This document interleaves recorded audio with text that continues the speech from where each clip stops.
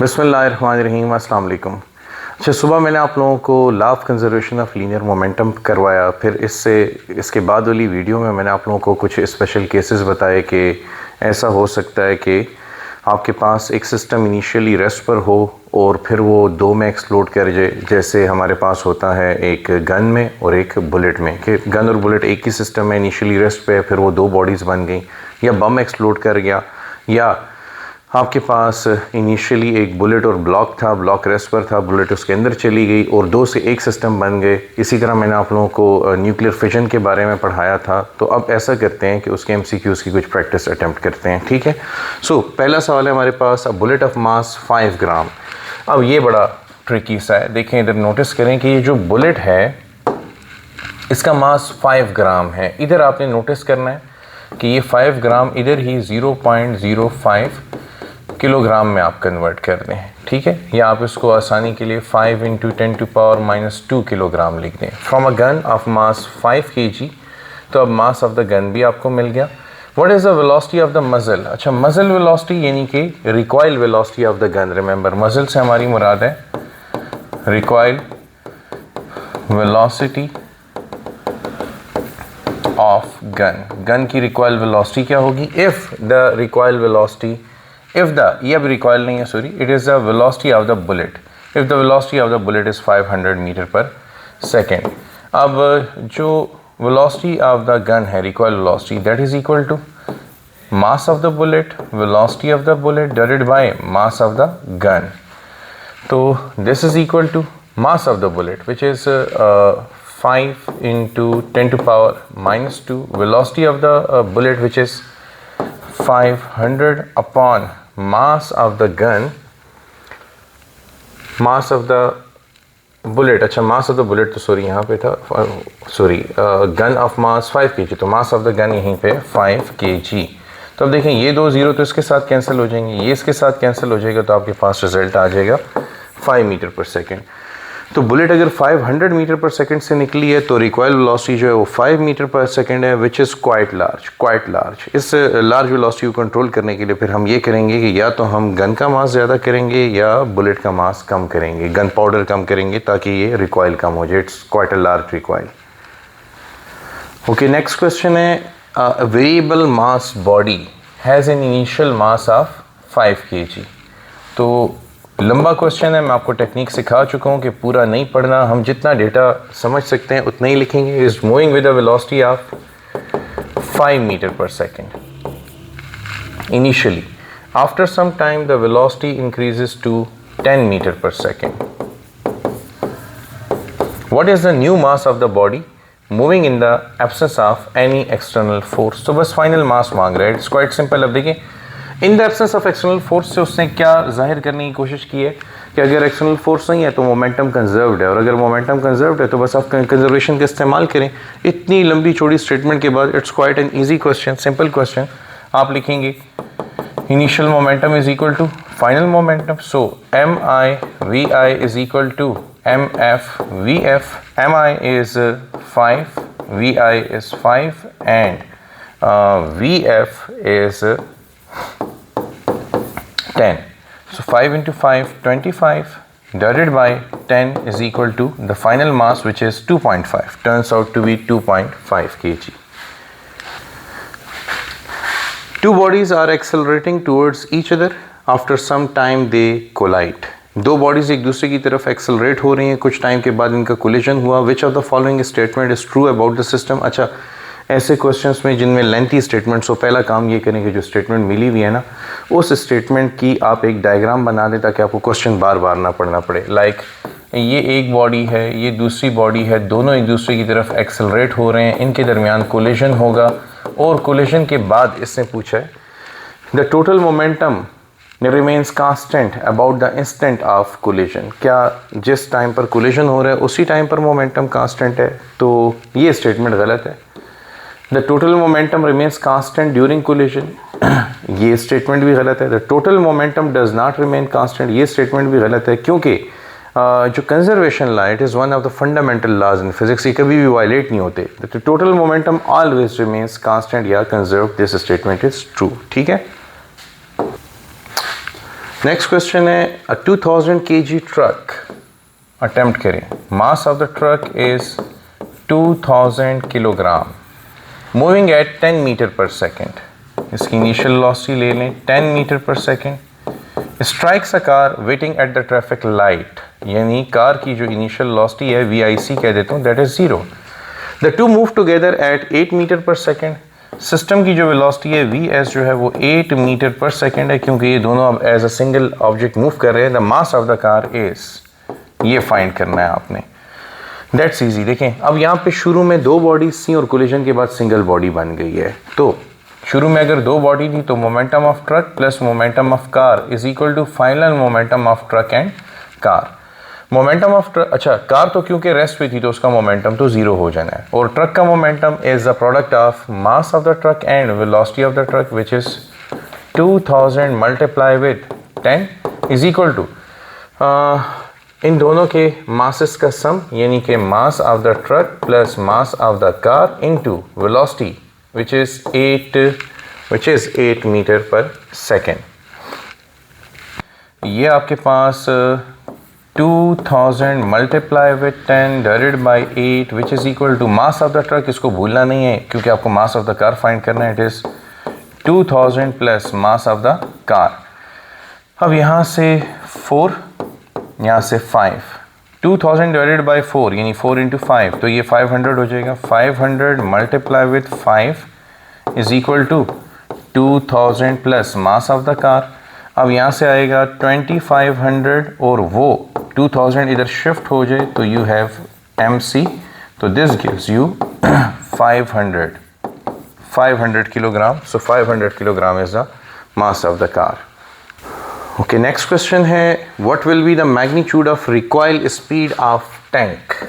Tank की recoil speed मांग रहा है which weighs 0.04 turns.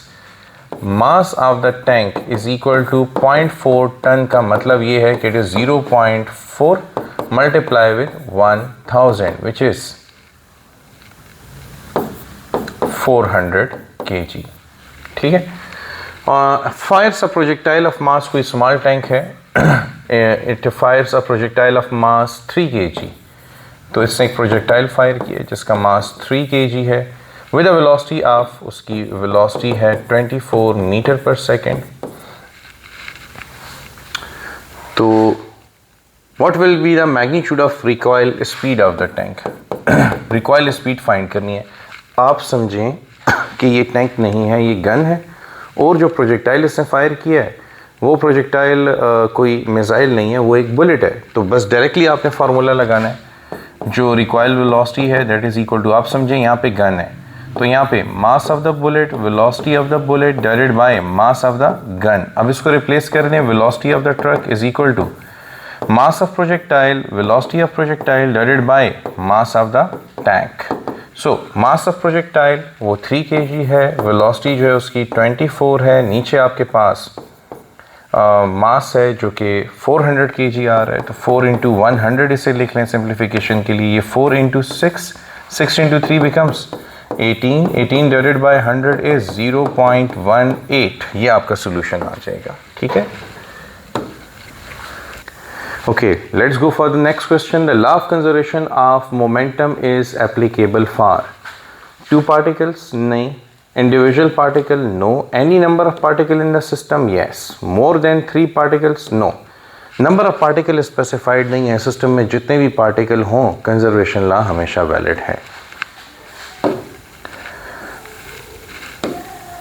Next question है हमारे पास 25 ग्राम बुलेट। अब देखें यहाँ पे फिर खतरा है। ख़तरा क्या है कि मास ऑफ द बुलेट जो है वो ग्राम्स में है। तो 25 ग्राम को जब भी आप लिखें मास ऑफ द बुलेट 25 किलोग्राम में कन्वर्ट करने के लिए 10 टू पावर -3 से मल्टीप्लाई करें तो किलोग्राम में कन्वर्ट हो जाएगा। Is fired horizontally with a velocity of 150 metre per second. तो इसकी वेलोसिटी 150 मीटर पर सेकेंड है। फ्रॉम अ पिस्टल ऑफ, यानी mass of the gun is 2 kg।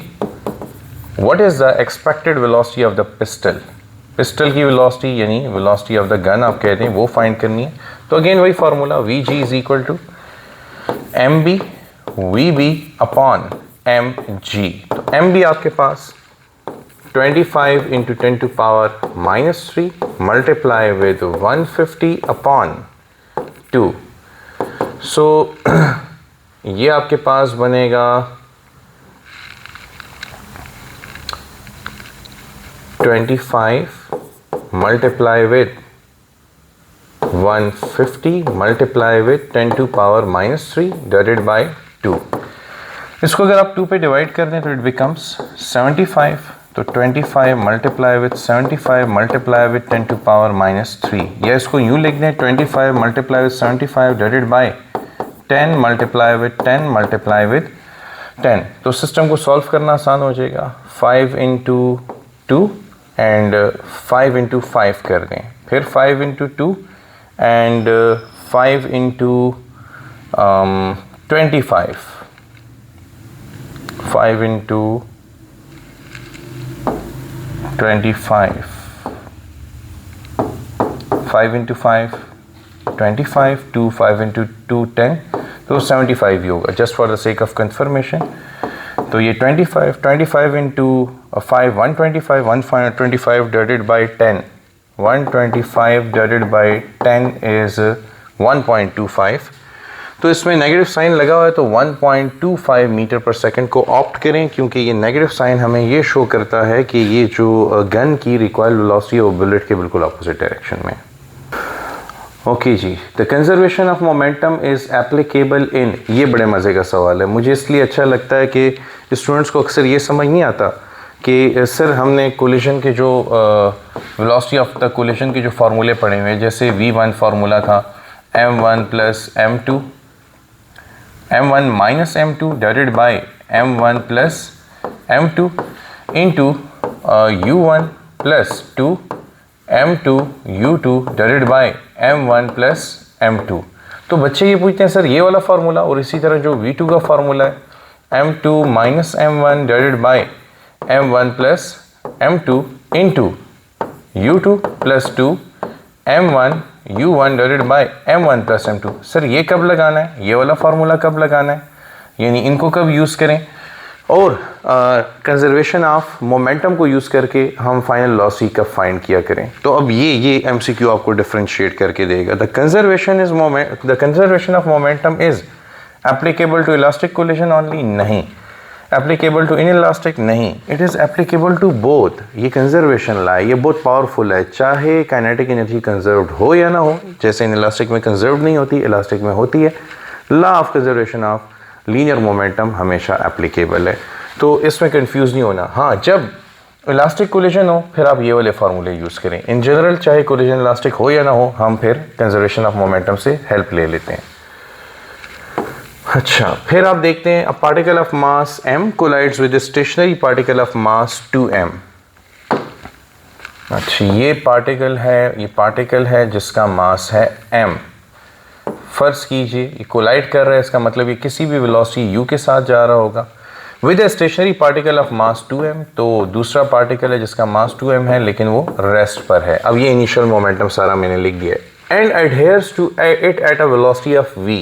तो अब ये हुआ है कि ये m और 2m दोनों एक दूसरे के साथ स्टिक हो गए हैं, इन इलास्टिक कोलिजन है, और अब इनकी कंबाइंड वेलोसिटी v है।